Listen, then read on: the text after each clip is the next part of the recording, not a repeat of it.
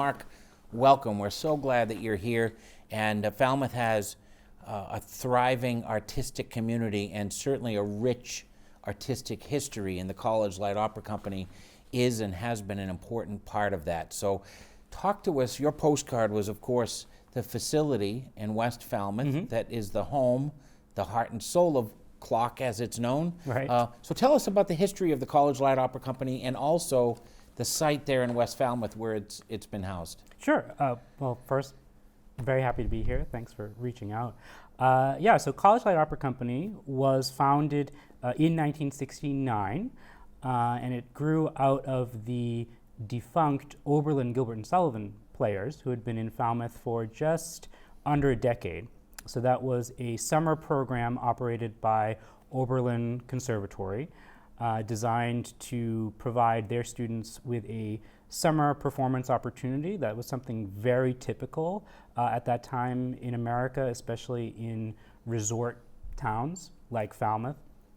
You'd have any number of college organizations, and they would just put on a different show every week, and that would be your summer entertainment for the summer. Folks would have season tickets. So, for example, Clock and at the time Oberlin GNS, they did 9 shows in 9 weeks, the same program basically that we continue this to today.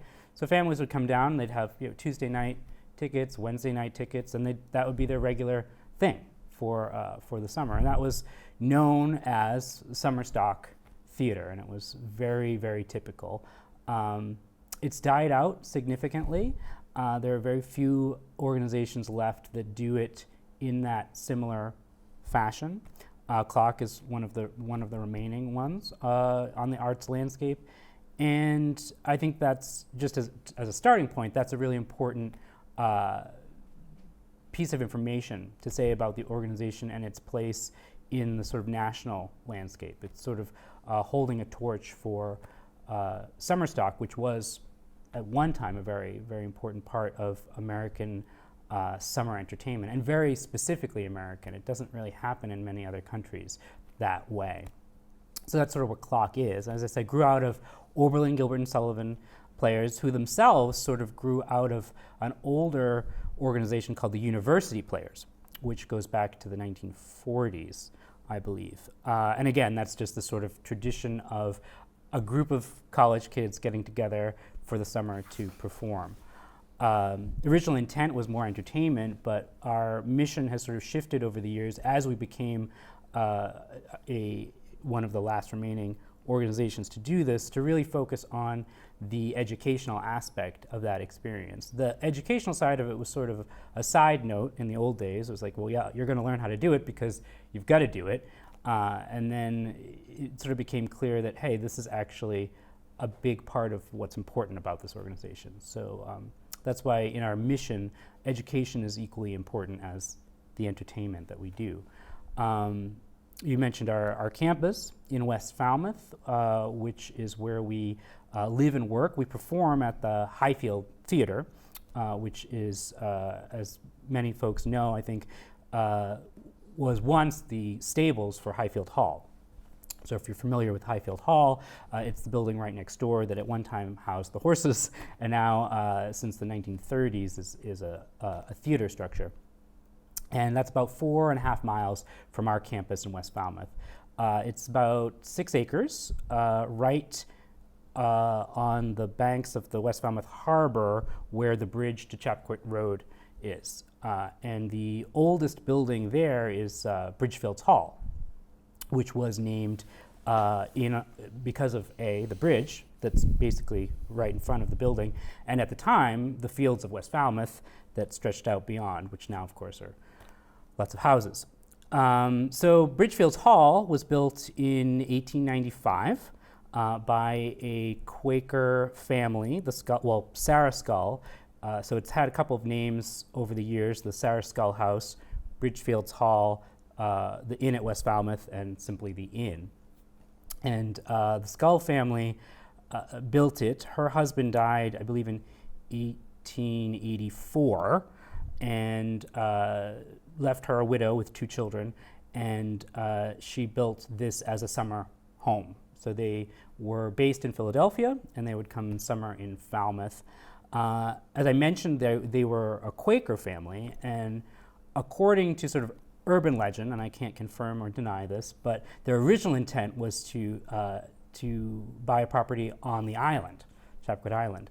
And as I understand it, Quakers were not particularly welcome on the island. So as sort of a, well, I'll show you, they bought the large lot right at the entrance to the island. So everyone going to the island would have to drive past their estate to get to their summer estate. It was designed by J. Williams Beale, a Boston architect. He had recently moved from New York to Boston. He had spent some time abroad, and he was commissioned to design the building.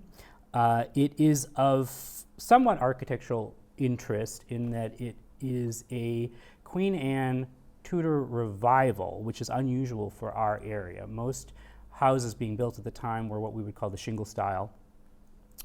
Everything that's standing still is covered with shingles. And this was a style that was more popular for townhouses, sort of stucco, half-timbered style. And it also has the whispers of the emerging early modern architectural movement that was inspired by a lot of Japanese architecture and the sort of play between exterior interior spaces. So if you're going around the building, you'll be in a staircase, all of a sudden the staircase is outside, then it's inside again, and it has a lot of very dominant horizontal lines, which sort of suggests where Frank Lloyd Wright was heading at the time, fitting buildings more into the area that they're set in. So yeah, the Scull family lived there for about 10 years. Sarah Scull died in 1910, at which time it was sold and converted to an inn in 1912. And it basically served as an inn and restaurant until 1974, when it closed and Clock moved in 75. I mentioned earlier, Clock was founded in 1969, so the question is, well, what was happening at that time? Oberlin, before Clock, and then Clock, were originally in residence at what was known as Tanglewood House, which, if you're familiar with the history of the Beebe family here in Falmouth, they actually built two mansions up on the hill. There was Highfield Hall, which is Queen Anne, but again, leaning a little bit more shingle style, and then there was an iconically Queen Anne house, which was called Tanglewood. And they were built for the brothers, and they shared the barn and the stables. And Tanglewood was the longtime dormitory for both Oberlin and College Light Opera. Now, when the property was given to the Cape Conservatory, they were unable to keep up all of the buildings that were on the property. And the first one that really had to go was Tanglewood. So it was announced in 74 that they would be raising Tanglewood, and there was not enough time for the sort of grassroots movement that ended up saving Highfield several years later. So Tanglewood fell to the wrecking ball, and Clock was left presumably homeless, but J.K. Lilly III stepped forward at that time, and he and his wife had recently acquired the West Falmouth Inn. And he said, you know what I'm going to do is let's have you all move over to West Falmouth.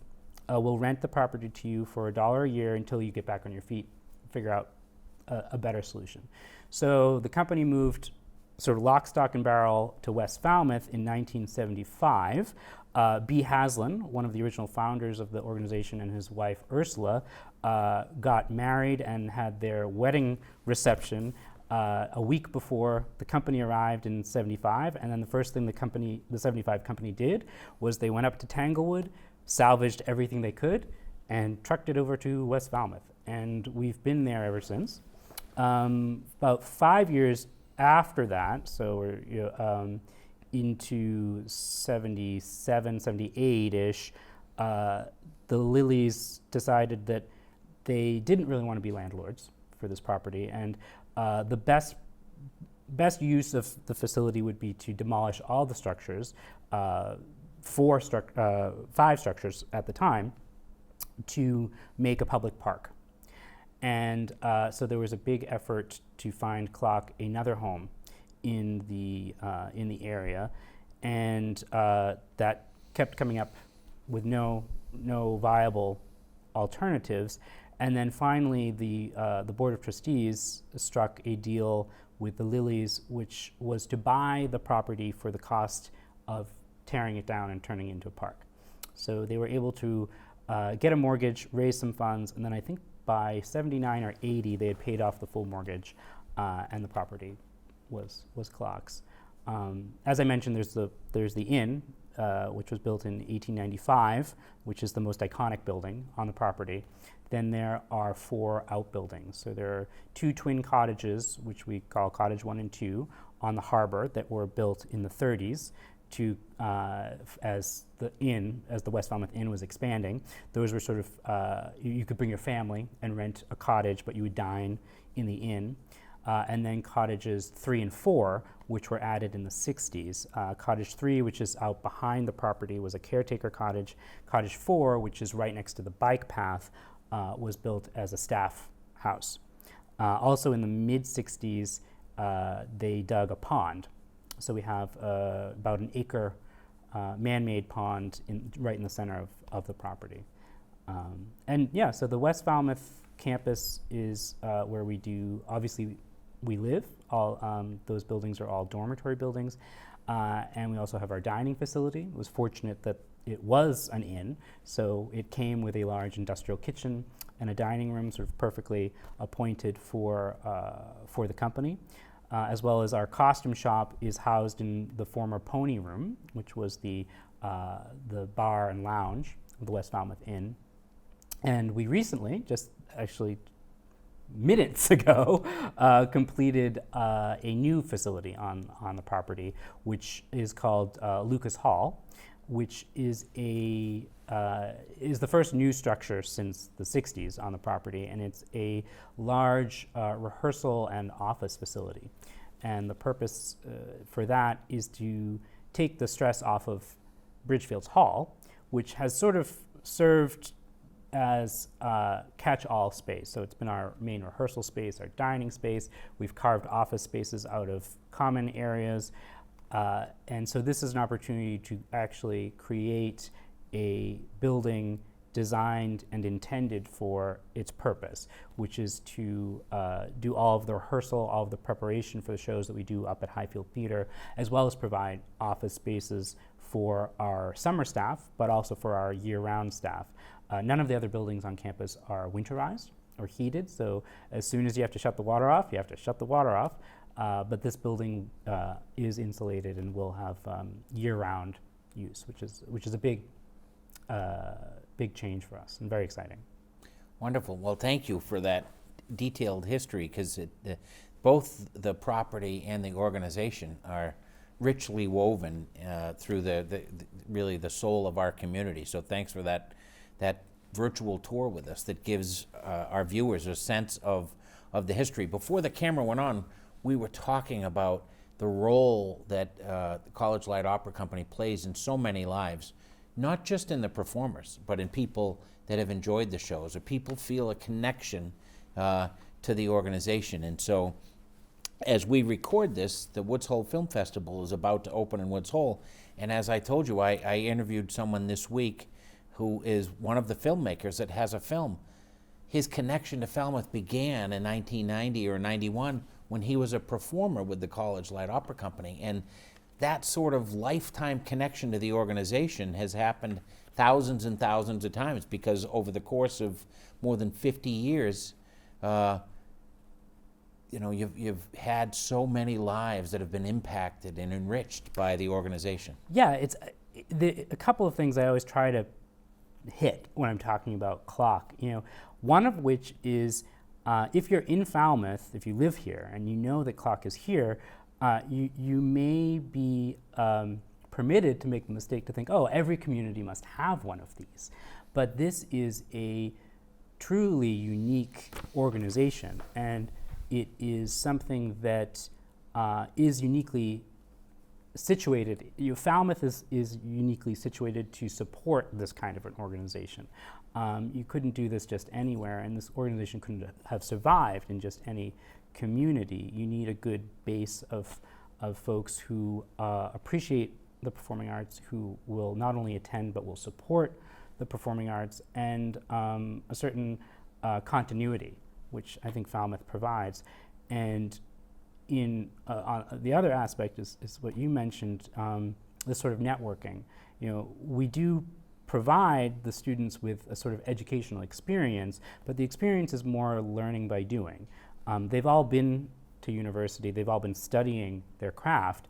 We don't provide classes, we don't provide lectures. We simply say, okay, you've been studying this, now do it, and do it, repeat it for nine weeks, and in a very intense environment. And what one learns in that environment is this what I want to do with my life?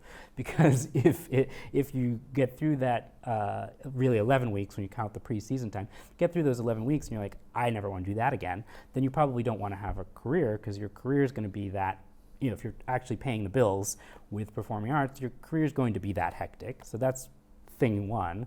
And then thing two, you realize how to streamline your own work, and be more efficient, which is also important when it's a question of economics and trying to pay the bills. It's great if you're a wonderful designer, but you can only design one show and it takes you 6 months. Well, that's not going to pay your rent. But then thirdly, and most importantly, it's the connections that they make when they're here, because it's a hyper concentration of the best in these programs. So it's those who really are thinking, this is what I cannot do anything else with my life. This is what I want to do with my life. And then they meet all these other people in their age group who are feeling the same, and they end up being a very tight-knit group within the performing arts community as they go on. They go to New York, or some of them go to Europe, but they keep connections and they keep talking, and it also spans generations. So you move to New York after your summer at Clock, and you're at a cattle call audition, and it is very likely, if not a given, that at least one person behind that table has either been to Clock or has a strong connection to Clock, because that's just how small the community is.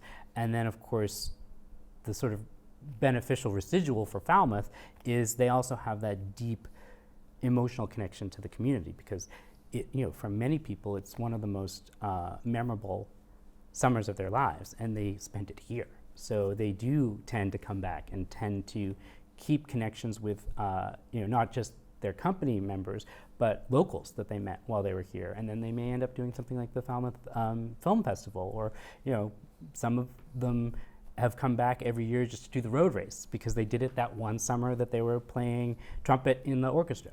So it is a very important organization on the national scale, but also I think for us in Falmouth. It really, when you are talking about your home community and you're giving folks some information about it, it's like, okay, well, Falmouth, what's Falmouth? Oh, well, Woods Hole, and the ferries are going to the vineyard, and there's Hui and all of this great science going on. And there's College Light Opera Company, which is this incredible, unique summer program for young artists. So I often refer to our community as a mosaic, and Clock is one of the shining tiles in that mosaic for sure. And that's what, in my full-time work, I work in government and have worked in many places. And there are no other places, in my experience, that quite bring just such an array of tiles to the mosaic, in the arts community, in the scientific community, and people's willingness to engage in so many different ways. And it really, really makes this place special, and Clock is certainly an important part of that. Yeah, I would absolutely agree. I think Falmouth is so interesting in that it is a small town, but it has large city scale bells and whistles to it, which is so crazy, that we get to live in this community where there are world-class everything happening around us, and we can walk on the bike path, and there are little villages, and you know, it really is. That's what Falmouth is to me. I think you said it perfectly. It's this amazing mosaic of any piece of which would be incredible for a community, but we're so spoiled, you know, to have it all here. You bet. Well, one of the other phrases that I love to use is that it takes a name to make a town, but people to make a community. So, Mark, we thank you for sharing the time with us and for you being one of the people that really enriches that mosaic, and thank you for your leadership at Clock and keeping that tradition going. Thank you so much.